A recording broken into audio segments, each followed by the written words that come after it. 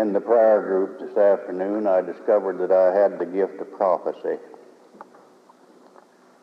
I prophesied that we would have mashed potatoes and gravy. And we had it. And there was a great abundance and an overflow. Those very delicious mushmelons or cantaloupes. I don't know any jokes, but I like to improve upon other people's jokes. I'd like to improve upon one Roland Brown told tonight. Glenn Clark says we remember what we laugh about and what we cry about. So I don't want you to cry, and the chances are in this improvement you won't even laugh. But there were two young men went to school together, and they ribbed each other all through the years that they were going to school, always giving each other this, that, and the other thing. Finally, they grew up and separated, and one went to the Army and became a general. And he had a marvelous physique and a wonderful uniform. Not an extra pound on him, all muscle. And the other one became a priest and got very plump. Had quite a stomach. And after all these years, they met in the airport. And the priest in his long black robe and his plump stomach went up to this athletic-looking general and said, "Porter, do you know when the next plane is due out of here?" And the general said, "Yes, 9:15, but madam, you're in no shape to fly."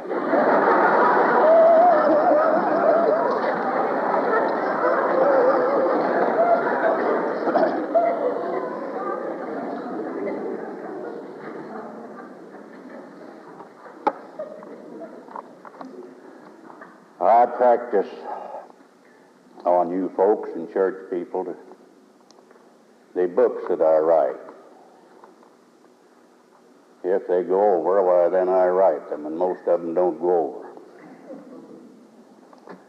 But there's one that I practiced on you for 2 years, and you seem to respond to it. And then I wrote it, and Revell Company has brought it out, my latest.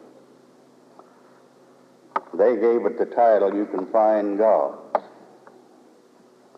I think my title is "Four Roads to Victory." And it's going wonderfully well. Already out in England, too. I want to talk about it tonight, and then you can get it and see whether I have improved upon that. I hold that these four roads in the New Testament represent religious temperaments, very definitely so. And that the one most heavily populated is the Damascus Road. And I would hold that 85% of all Christians follow the teachings of St. Paul rather than the teachings of Jesus. And St. Paul is definitely a mentalist. That is his temperament. And I would say that his central theme throughout all of his epistles could be summed up in this scripture: "Be not conformed to this world, but be ye transformed by the renewing of your mind." I would say that at least 85% of all Christians are approaching God through the mind. Then the next most heavily populated, and I would say 10% of the people on this road are service-minded.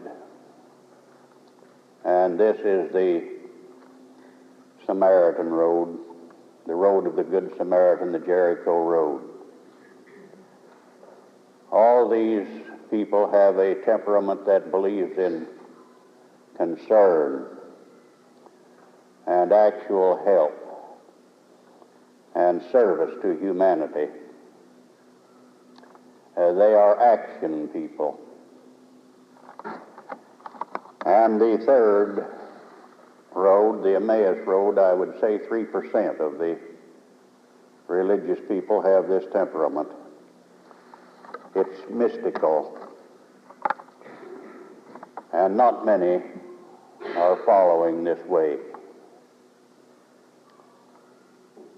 And I would say that the Jerusalem road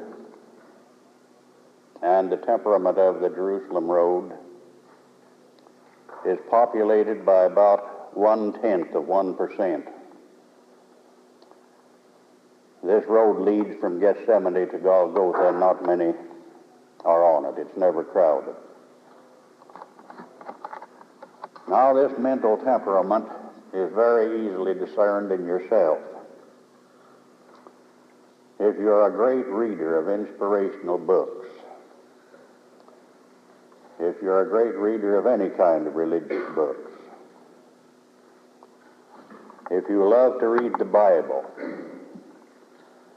and if you love to follow the concordances and trace out the scriptures and make voluminous notes,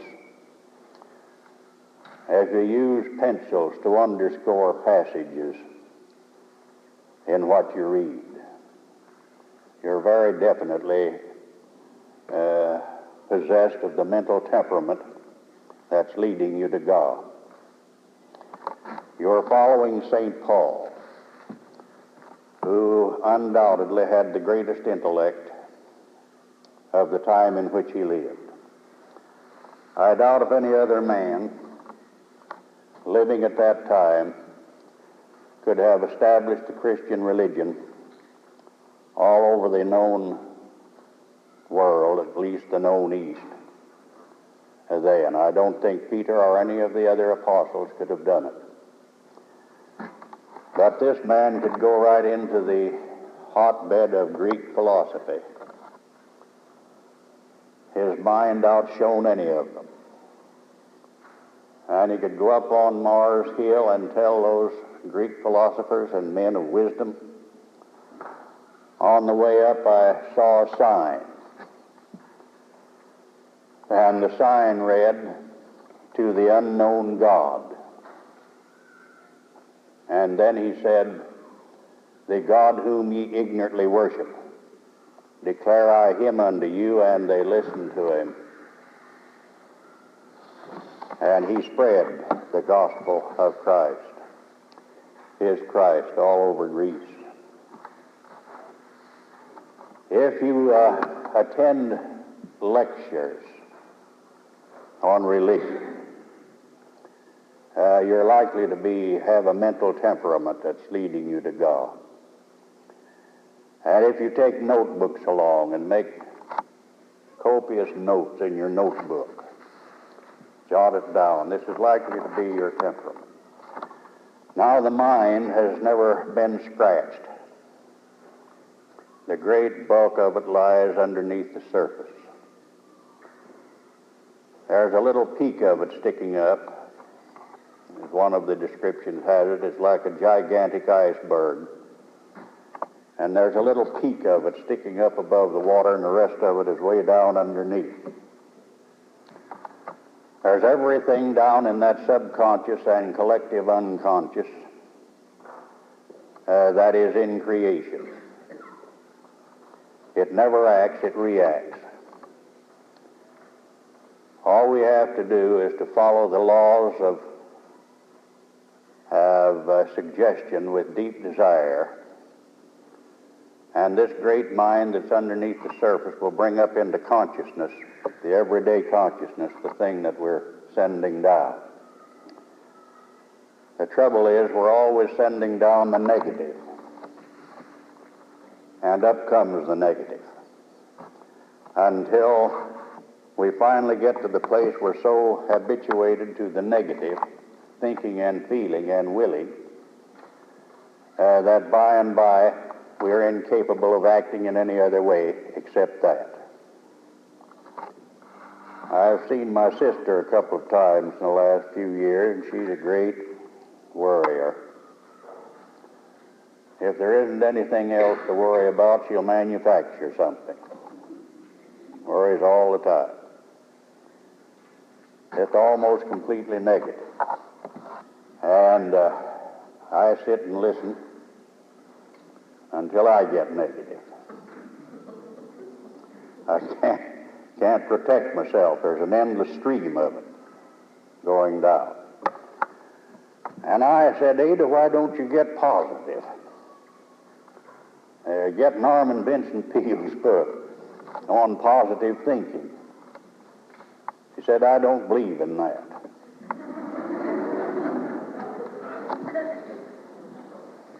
And she's never been sick a day in her life. She's almost 80, very vigorous.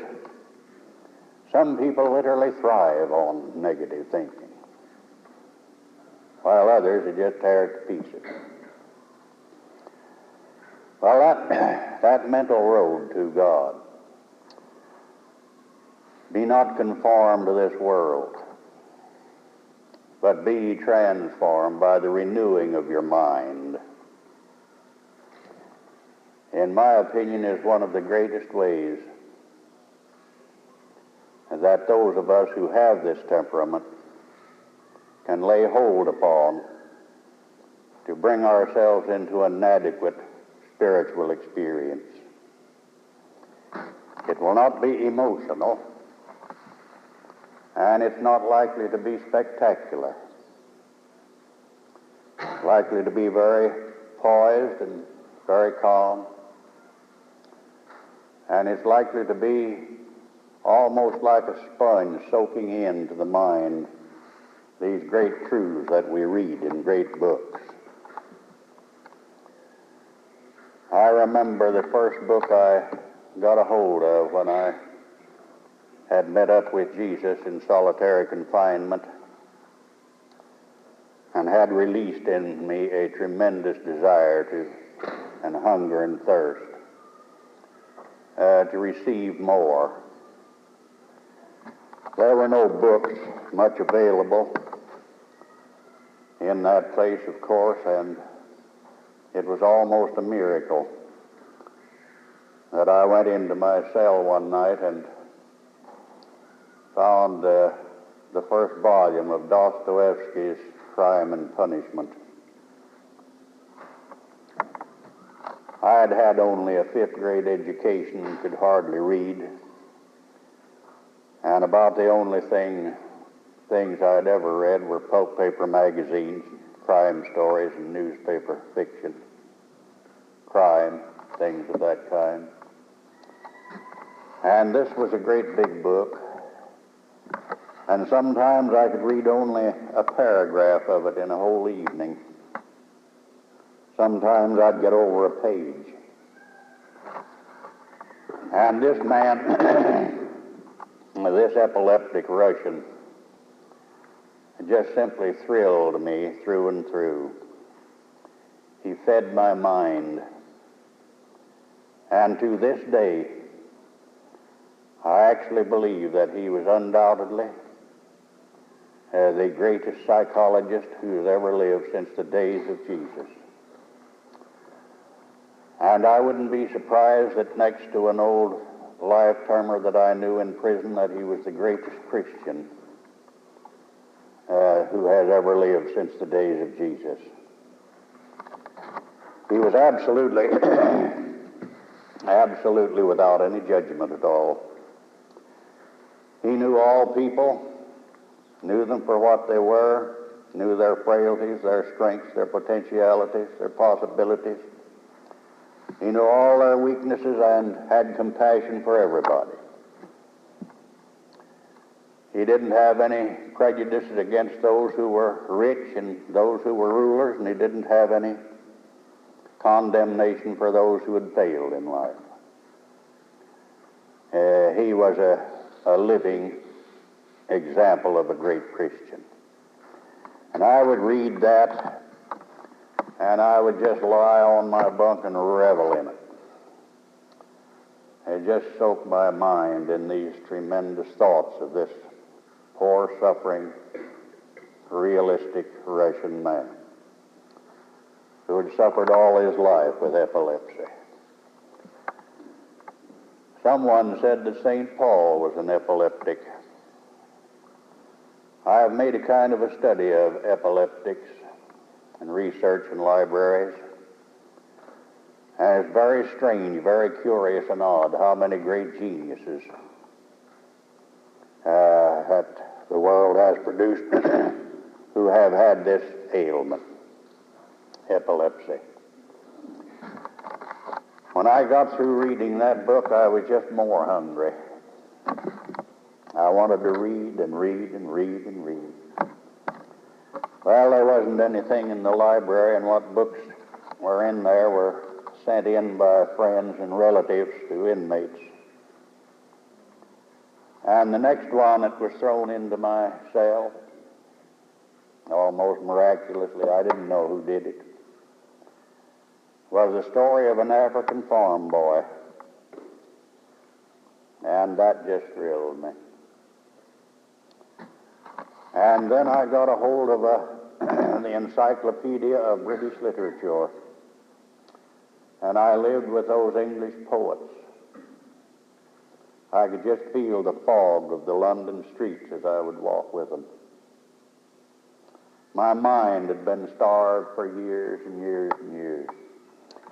My mind had been conformed only to the world. And when I touched this center of reality, all this mind that was down underneath the surface, so soggy with negative thinking, evil and wicked living, suddenly became wakened, like a great giant was reaching out for more and more and more. I couldn't get enough. So I think that essentially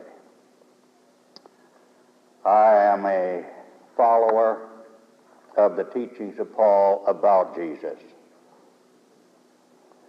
I think essentially my way to the way is through the avenues and channels of the mind. That seems to be the most easy way for me. Therefore, I do not pray as other people do. My method of prayer is meditation and contemplation, a mental process. And I work it out on a definite pattern, beginning with tranquility or serenity, using the mind and the will to quiet the body, the nervous system, all the emotions, relax all the muscles and everything, even in the face, all over the body, gets serene and quiet, all over. And then step into concentration. Concentration is a very definite mental act. And I doubt if anyone can succeed at anything without the ability to concentrate. Now, in spiritual matters, what gets your attention gets you. And if you can't concentrate, nothing will get your attention. Energy follows attention, and attention is concentration. And if you centralize in Jesus and make him your central frame of reference and put him at the center of your meditation, and fix your attention upon him, he will reveal to you through the Holy Spirit just who he is and what he is, what he has done, is doing, and will do. And it comes to you almost as a still small voice. Whispers into your mind. And so I think that really is essentially my temperament in religion. Terrific reader. I'd rather meditate than eat. And sometimes I get in my meditations into that great place where the mind clicks, where there's a click comes in the mind, and you're transferred over out of concentration into contemplation. In meditation, you're always thinking about God, our Jesus. You're doing the thinking and you're taking the initiative. But then if this concentration is intense and you have overcome all of the distractions, that weaving in and out of the mind, the conscious mind, all the time, there will come a time when God takes the initiative and you no longer do the thinking, and you discover that his thoughts are being thought through you. That's contemplation. And they're being thought through your mind. Yes, I am a great lover of Paul. There are some things that he has written that I don't understand. I don't know why he said certain things about women, about their hats and things. And he was a bachelor and a celibate, and I don't know how he knew so very much. I think he should have gotten married. He would have learned a whole lot more. He might have become a great overcomer. Well, I passed those passages up, not understanding them.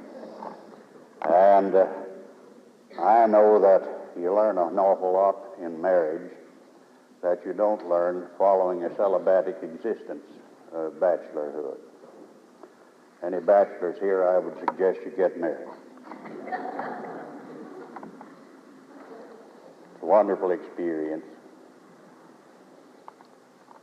The psychology of women and men are diametrically opposite, and you've always got something to stimulate you all the time. I told a story, I believe, over in Minneapolis. I think all husbands love their wives, at least mentally, or by remote control. I had a man come to me and tell me that he just hated his wife, that they fussed all the time. She was 43, at midstream. A lot of changes were taking place that he didn't know anything about, and irritations were there, and he didn't know how to respond properly to those irritations and depressions and melancholy states.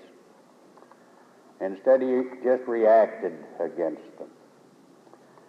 And so they'd get up in the morning fussing and have their toast and coffee fussing. They both worked downtown. They rode the streetcar down together. And they would go up to the car line fussing and stand on the curb fussing until the car came. And he said, "I'm just fed up." He said, "If it wasn't for my religion, I'd divorce her." And I said, "Your religion?"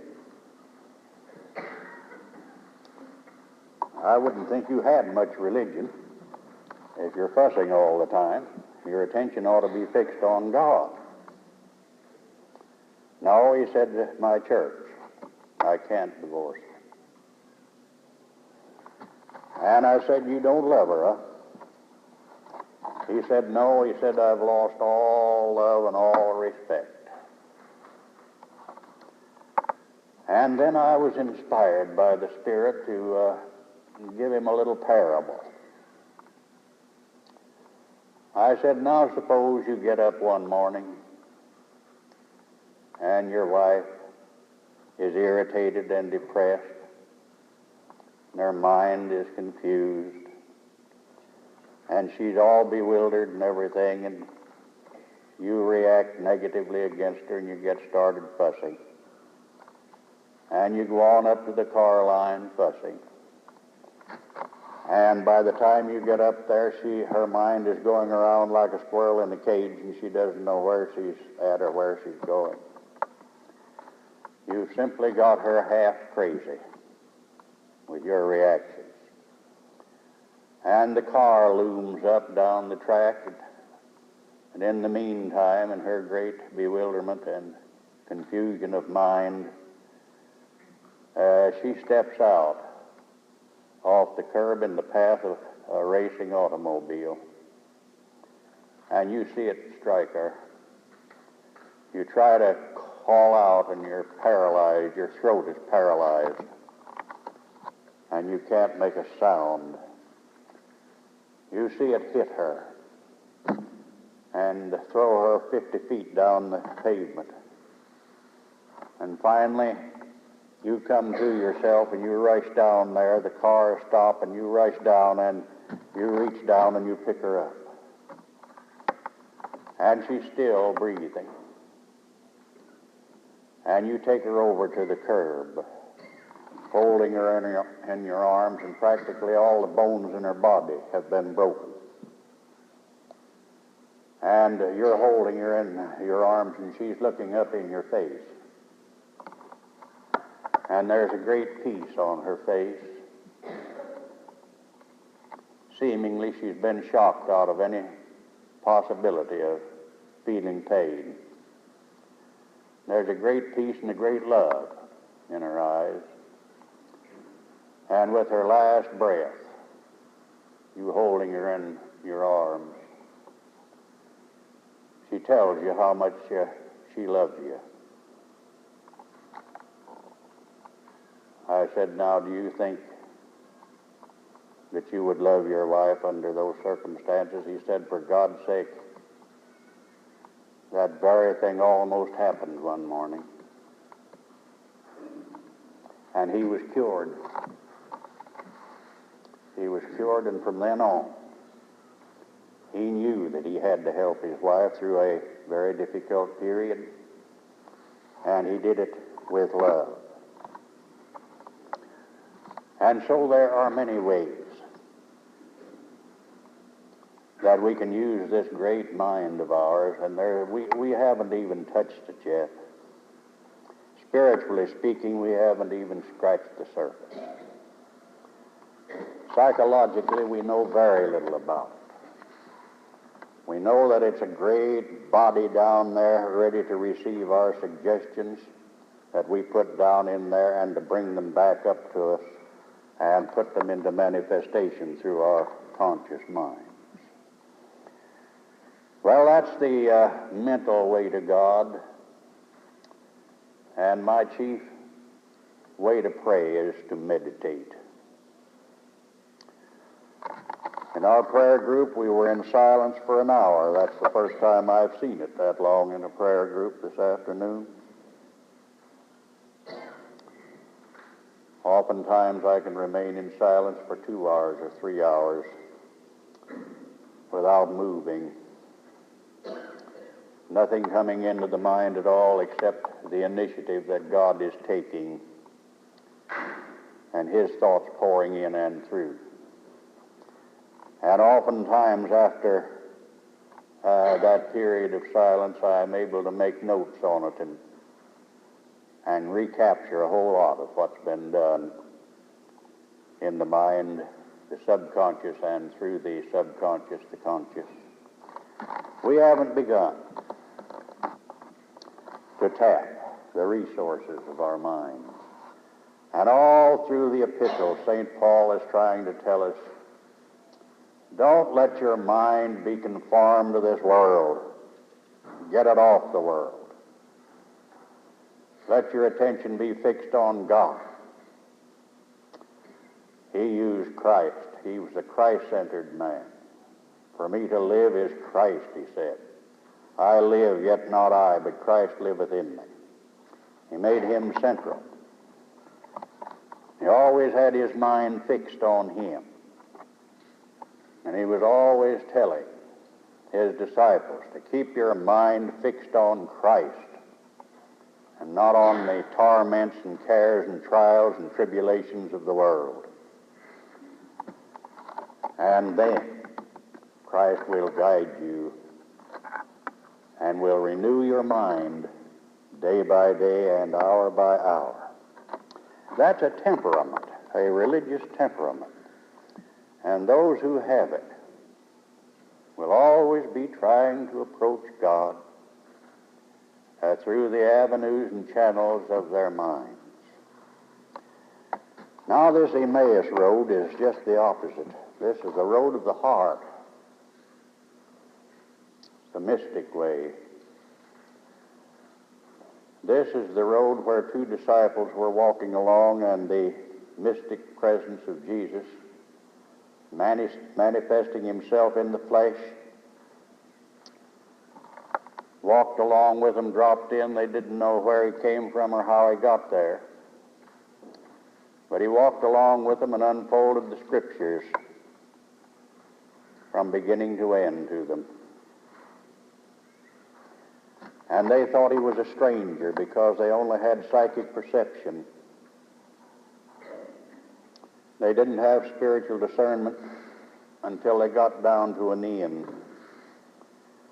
And they went into an inn, and he broke that bread in such a way that they remembered.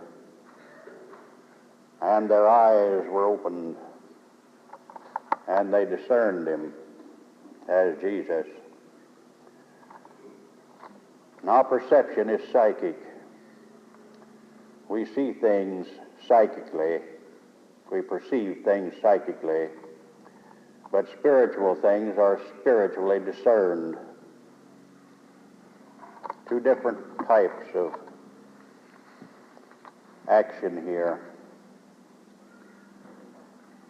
They knew him walking along and unfolding the Scriptures, and then when he broke the bread, they knew who he was. Now, there are lots of people, not so many, percentage-wise, who have this mystical temperament. As a rule, they're very shy people. And as a rule, they're very lonely people. Many of them hunger and thirst to go into some kind of a convent or cloister. They have a sensitivity that is just simply too fine for this world. They're always being misunderstood, especially in their own homes.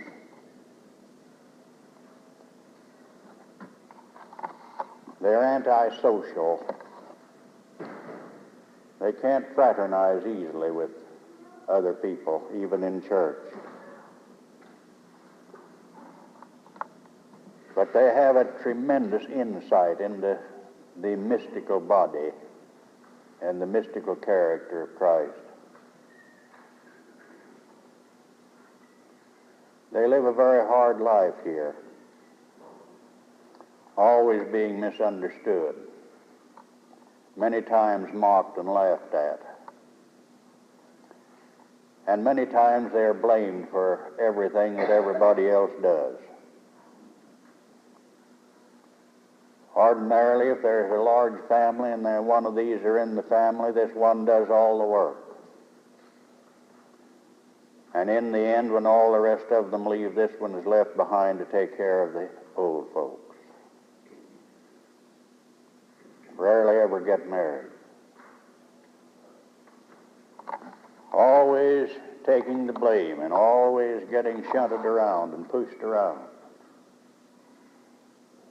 It's a very difficult life. And Jesus says of them, you'll have a hard time down here in this world, but remain true, and you'll have a glorious time in the other world. He loves these mystics, loves them very much and understands them. I used to know one out in Los Angeles. She was up in her 80s then, and she lived alone. And I used to go there and sit at her feet, and she couldn't hear, and she was almost blind. But she prayed for people, prayed all the time. Usually her prayers were just prayers of thanksgiving and praise and adoration.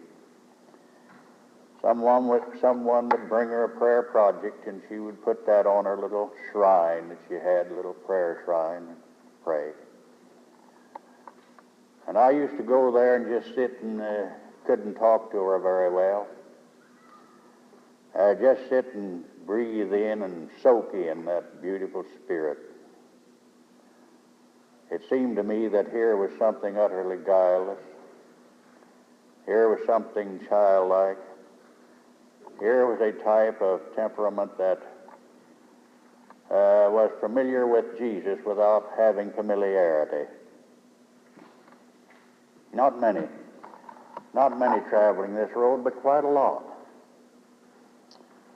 Then there is that road of social service. So many Quakers are on that road. This is the road of the social gospel. These are doers. And if they weren't afraid, they'd be out doing something now, but most of them is afraid to do anything now. They want to do it, but they're afraid. They won't attack the narcotic traffic like old Comstock did. They won't attack the liquor traffic. They won't attack any of these organized criminal syndicates. They're afraid, and they'd better be. Because if they become too successful in attacking these great organized systems of evil, and especially if they have families, they'll be getting telephone calls, and they'll be getting notes thrown on their porches and through their windows, telling them what's going to happen to them if they don't lay off. But their temperament is to go out and fight this thing. They'd like to fight communism in all its forms. They're afraid of that. All sorts of things they'd like to crusade against. I've been noticing our great evangelists in the last 10 years. They're not like the old-time evangelists. They're afraid. The old-time evangelists didn't care whether they lived or died. They'd go out and fight any evil they could find. Harry Nation would go into a saloon and tear it to pieces with a hatchet. But in those days we didn't have the kind of organized systems of evil and wickedness that we have now. And I doubt if Carrie could have gotten by very long with her hatchet. But the point is, they want to do it. They want to crusade against evil. They want to be active. And when it comes to raising funds for the building fund or something in a church, they don't believe in wearing the knee pants out. They don't believe in praying about it. They believe in getting out and doing something about it. I was in a meeting where they were raising raising the building fund, trying to raise a building fund. And one shy little woman there, the rest were all men. She suggested that they pray. Some man got up. I think he belonged to one of the service clubs. He said, "Pray nothing. Let's get busy." And he laid out a plan just how they could raise the money. They'd go out and get the best men in town who had money and see them. The women of the church could have a cake raffle, and they could have a rummage sale ever so often. And the children could put on programs and raise the money that way. Action. Get into action. Don't pray about it. And this little woman suggested that they do like George Mueller did when he built the great Bristol orphanages in England and built them on his knees in prayer, talking to no one except to God about it. And those great orphanages went up and are still maintained, and they tell me that the inland China missions are still going on, established by Mueller, are still being allowed in communist China, and the whole thing based upon and conducted by and through just prayer. Nothing but pray about it. He believed in the promises of God, and he believed that God promised to take care of the orphans and the widows, and he had no doubt about it, and his prayers were always answered. Sometimes he'd need as much as $100,000, and it would come maybe in the last minute. One time they had no breakfast. There were 400 orphans. And the cook got all excited about it and kept coming to him and telling him they had nothing, and he kept telling the cook to be calm. And finally, the wagons pulled up and unloaded the food. Called the cook in and let him go. Said anybody who couldn't trust God for 20 minutes shouldn't be in that place. So they had to let him go. Well, this little woman wanted them to pray. And of course she was a mystic. She was one of those on the mystic road, and yet had this temperament to do something about that building fund. Well, the final road is the hard one. This is the Jerusalem road, and this is the road of discipline. It begins in the will of God and ends in the will of God.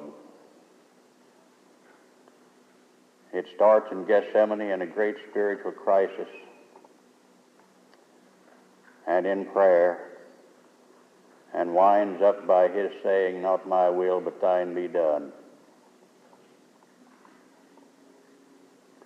And on the cross, he forgives his enemies.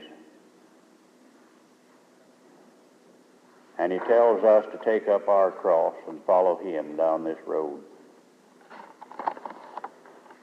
And do you know what our cross is? Our cross isn't anything that we merit.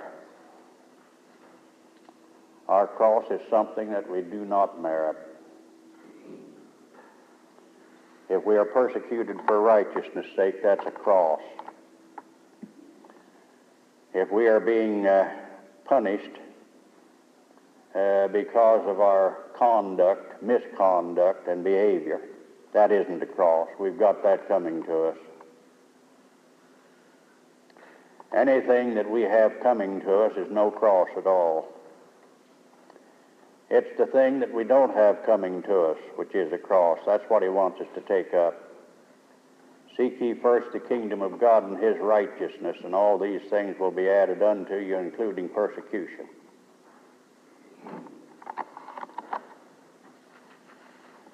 When he made up his mind to go to Golgotha,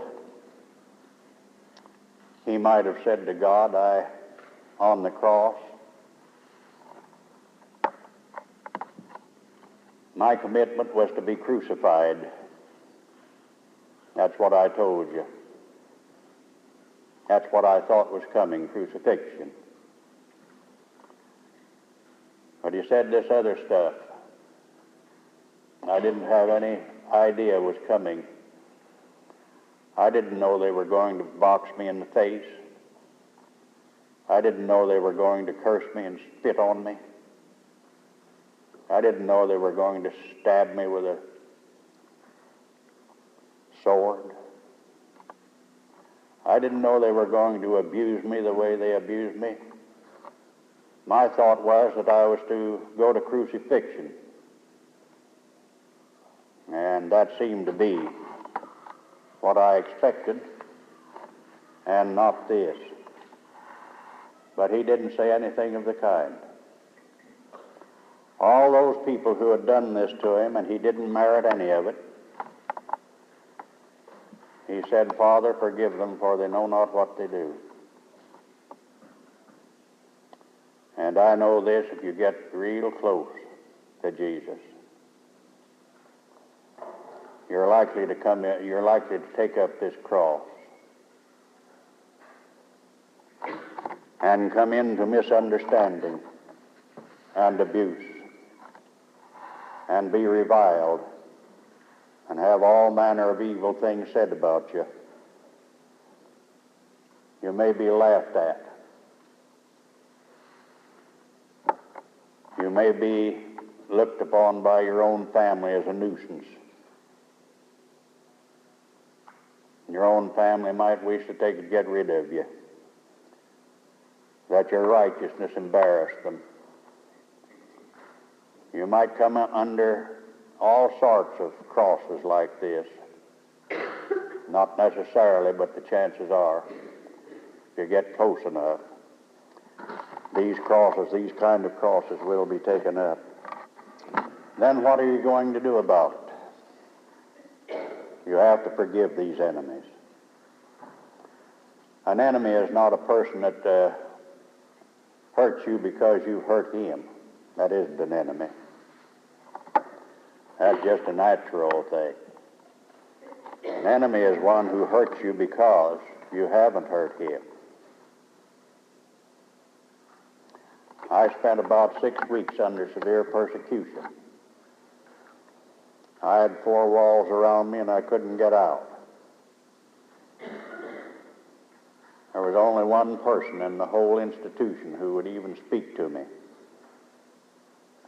All my old friends fell away, dropped me like a hot potato, said all manner of things against me, told lies and everything else, used every means they could to hurt me. And they almost made me give up many times. Throw it all overboard. My old friend was the only one who held me together, because he could do these things himself, and he gave me strength and inspiration and power to do it too. I have a scar on my left leg where one of the worst of my enemies in there. Man I had been with, not only in prison, but on the outside of prison as a partner. And when this happened to me in solitary confinement, he didn't like it. He said it wasn't real, put on, that I was yellow, that I simply went pleading and begging and whining to this deputy warden to let me out because I couldn't stand the gaff any longer. He made it awfully hard. One day going into the dining room, he had a point of a pick that had been broken in the quarry. And he stepped out of line and he struck me in the back of the neck with it as I was going in. And as I was falling, he slashed me on the left leg. The big scar is still there. Of course, I was out unconscious, and he was put in solitary confinement. Later on, I kept praying for him, and I knew I'd forgiven him. I didn't, but I knew that Jesus on the cross, forgive them, Father, for they know not what they do, that he had forgiven them. And I could channel this forgiveness to this man. He was the worst of the enemies and the persecutors. And by, I was a night nurse in that prison hospital, and he was brought in. He had been drinking hot water with soda in it for stomach trouble, and it had given him ulcers, perforated ulcers. His stomach was full of them. And he was about to die. And I was his night nurse on a 12-hour duty with him every night. I don't know what was running through his head. I knew he was thinking that probably I had a little black bottle up there in the cupboard somewhere that I might administer if I wanted to. We didn't have any embalming or anything like that there. We just chucked them out in an ice house and froze them. And so even I could pronounce death. I don't know what he was thinking about, but I let him think. In other words, I just let him stew a while I kept praying for him. He told me one of the most fantastic stories by and by that I'd ever heard. I haven't time to go into it here. But I would sit in that convalescent room and project love to him and prayer. And one night he volunteered himself to call me in. He said, "I'm cold inside. I'm just like ice." Said, "My soul is dead. My conscience is dead." And he said, "I don't see why I can't die. I don't see why they don't let me die." He said, "Yet I'm afraid of hell." And then he asked me if I would pray for him.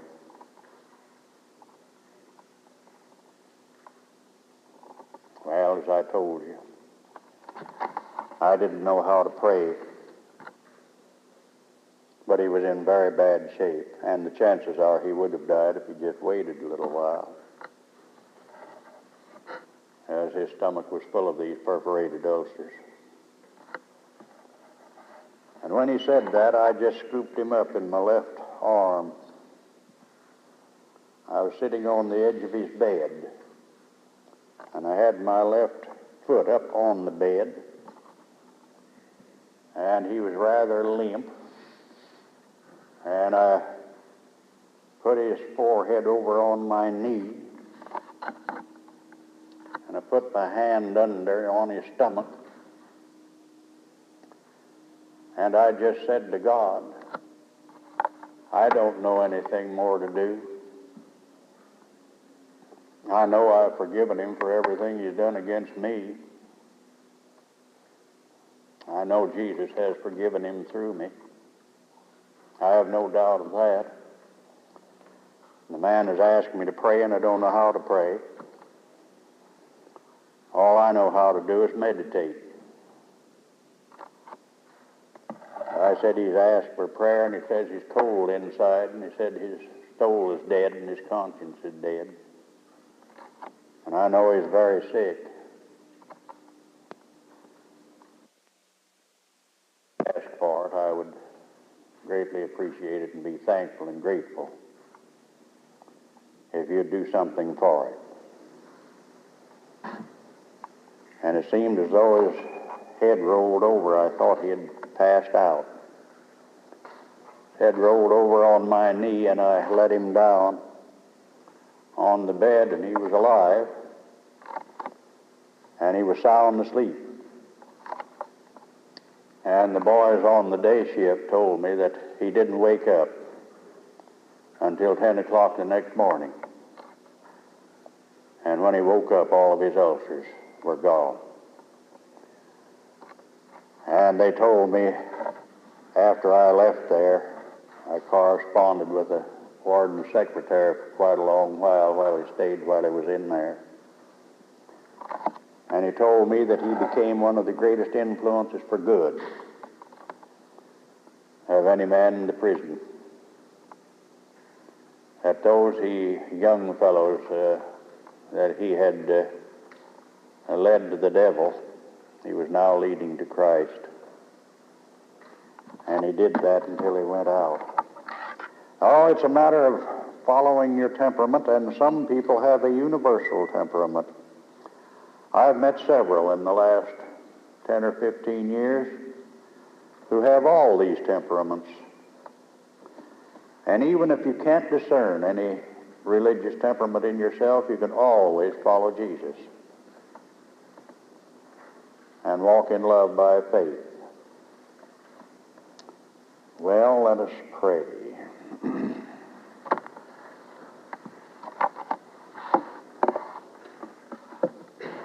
By the way, I think that one of the greatest books that's been written in the past, in this decade, has just been written recently, called My Shadow Runs Fast. The most amazing document that I've gotten a hold of. Someone said there are 2 or 3 copies over here on the book table.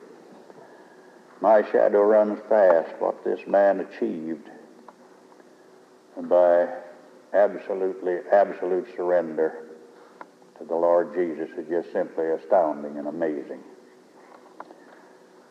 Let us have a prayer.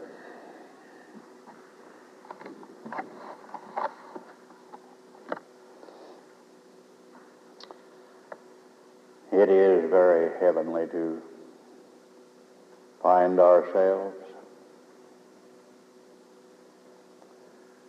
Sometimes I autograph a book for somebody. And this is a favorite autograph. Thank you for being you. If we know our particular temperament, then we know who we are. Because these 4 great major temperaments are in the race of men. And if we know our religious temperament and we follow it, it will do as the title of that book says, you can find God.